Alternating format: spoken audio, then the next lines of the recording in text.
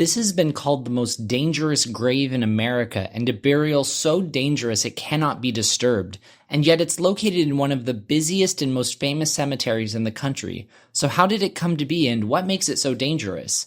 Richard Leroy McKinley was born in Union City, Indiana on December 1st, 1933. He joined the military and served in South Korea before returning to the United States to work at a location known as SL-1, a secret experimental nuclear reactor in a remote area of eastern Idaho.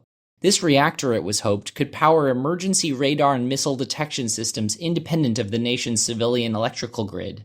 On the night of January 3, 1961, McKinley, along with two of his colleagues, was working next to the reactor when one of them moved a control rod 10 centimeters too far, causing the reactor to go supercritical in an instant. The reaction caused a steam explosion, lifting the entire 13-ton reactor 9 feet into the air and blowing the radioactive rods across the room, killing all 3 men.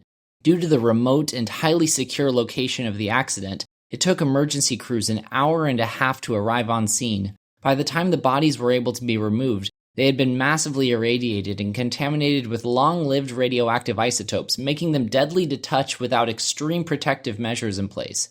McKinley got the worst of it, reportedly having been impaled by one of the rods. His body could not be washed lest the runoff enter the water supply. He could not be cremated lest the radioactive elements enter the air. The only option was to bury him in a double lead-lined casket sealed in a concrete block.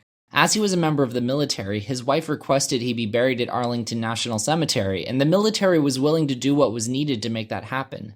The concrete block containing his casket and remains was flown in a C-54 cargo plane to Bolling Air Force Base in Washington, and then by flatbed truck to the cemetery. His grave was dug a full 9 to 10 feet deep rather than the usual 6, reinforced with a metal vault and filled with more concrete. His funeral lasted a mere 8 minutes, with onlookers having to watch from 26 feet away for their own safety.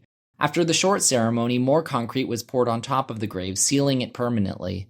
With all of these precautions in place and 65 years of radioactive decay later, it is safe for visitors to pass McKinley's grave without facing any threats from radiation.